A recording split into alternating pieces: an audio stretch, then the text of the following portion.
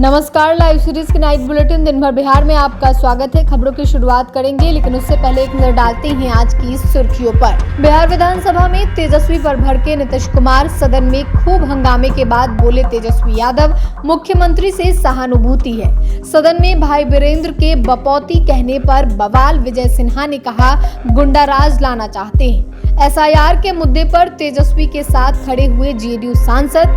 Deputy CM Vijay Sinha ने थपथपाई तेज प्रताप की पीठ। मिश्रीलाल यादव की विधानसभा सदस्यता होगी बहाल। लाठीचार्ज के बाद गुस्सा प्रशांत किशोर, नीतीश को उनके घर में घेर लेंगे। नेपाल बॉर्डर के पास एसएसबी जवान और शख्स में भिड़ंत, आत्मरक्षा में फायरिंग। समस्तीपुर में सरपंच की गोली मारकर हत्या। बिहार पुलिस का 24 घंटे में ही बदल गया आदेश। अब खबरें विस्तार से।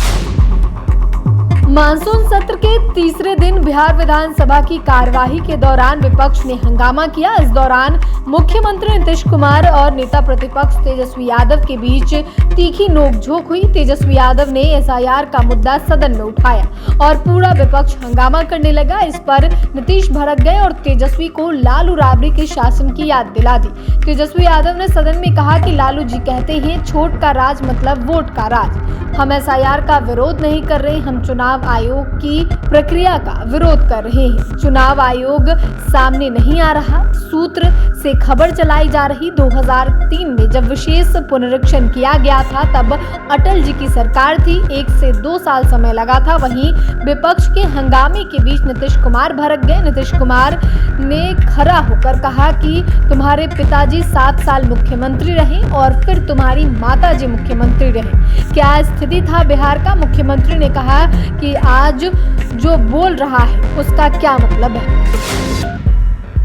बिहार विधानसभा के मानसून सत्र के दौरान जमकर हंगामा हुआ। सदन में हंगामे और कार्यवाही स्थगित होने के बाद नेता प्रतिपक्ष तेजस्वी यादव मीडिया से मुखातिब हुए। प्रेस कॉन्फ्रेंस में तेजस्वी यादव ने एक तरफ जहां मतदाता पुनरीक्षण पर सवाल उठाए तो वहीं सीएम नीतीश कुमार पर भी तंज कसा।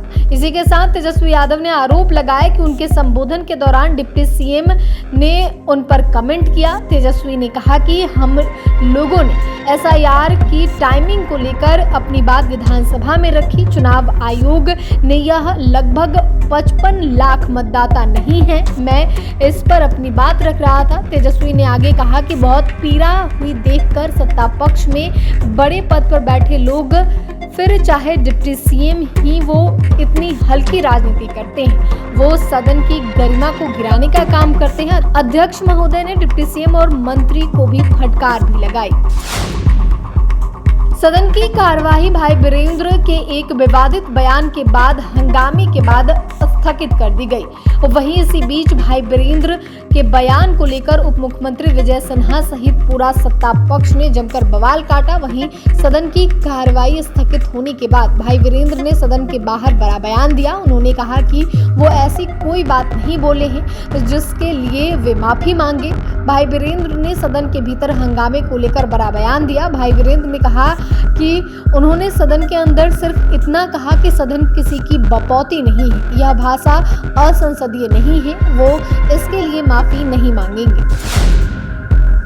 मतदाता विशेष गहन पुनरीक्षण को लेकर बिहार से लेकर दिल्ली तक सियासी जार मचा हुआ है। अब जेडीयू के सांसद भी एसआईआर के मुद्दे पर निर्वाचन आयोग के फैसले को गलत ठहरा रहे हैं। जेडीयू सांसद गिरिधारी यादव ने निर्वाचन आयोग के फैसले को तुगलकी फरमान बता दिया है। गिरिधारी यादव ने कहा है कि निर्वाचन आयोग को व्यवहारिक ज्ञान नहीं है। चुनाव आयोग को बिहार का इतिहास, भूगोल कुछ नहीं मालूम। बरसात के समय, खेती के समय ये काम नहीं होना चाहिए था। हमको कागज जमा करने में 10 दिन लग गए। मेरा बेटा अमेरिका में रहता है, उसका साइन कैसे होगा 1 महीना में? अगर निर्वाचन आयोग को करवाना ही था तो 6 महीने पहले कराया होता। चुनाव आयोग का फरमान तुगलकी फरमान है।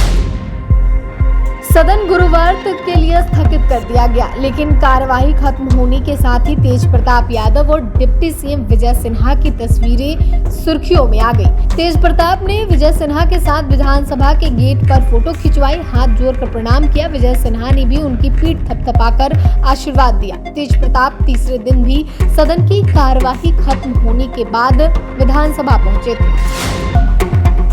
दरभंगा जिले की अलीनगर विधानसभा सीट से बीजेपी विधायक मिश्रलाल यादव को पिछले दिनों 2 साल की सजा हुई थी। दरभंगा एमपी एमएलए कोर्ट से दोषी करार होने के बाद उनकी विधायिका चली गई थी, लेकिन अब पटना उच्च न्यायालय से उनको बड़ी राहत मिली है, जिस वजह से उन्होंने बिहार विधानसभा अध्यक्ष से सदस्यता बहाल करने की मांग की है। पटना हाईकोर्ट से मिश्रलाल यादव को राहत देते हुए सिविल कोर्ट के फैसले को रद्द कर दिया गया है। इस निर्णय के बाद मिश्रलाल यादव ने विधानसभा अध्यक्ष नंदकिशोर यादव से मिलकर उनको उच्च न्यायालय के फैसले की जानकारी दी, जिसके बाद उनकी सदस्यता फिर से बहाल हो जाएगी। बीजेपी विधायक ने कहा कि पटना उच्च न्यायालय ने सिविल कोर्ट के फैसले को रद्द कर दिया है, आज मेरी सदस्यता फिर से बहाल हो जाएगी।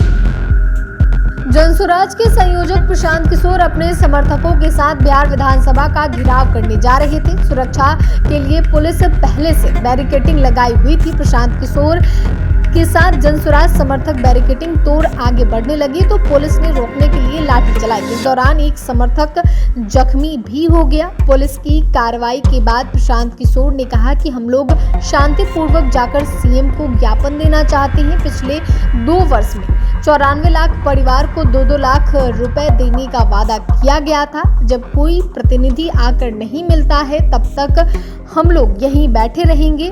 अभी 3 महीना बाकी है, इनका जीना हराम कर देंगे। इन्हें पता नहीं है कि बिहार की जनता बदलाव चाहती है। लाठीचार्ज पर प्रशांत किशोर ने कहा कि जवाब तो ऐसे देंगे कि पूरा बिहार देखेगा, आप देखते जाइए। नीतीश कुमार को उनके घर में नहीं घेर लिए तो देख लेना, पुलिस प्रशासन कुछ नहीं कर सकता। 1 लाख लोगों को लेकर पहुंचेंगे।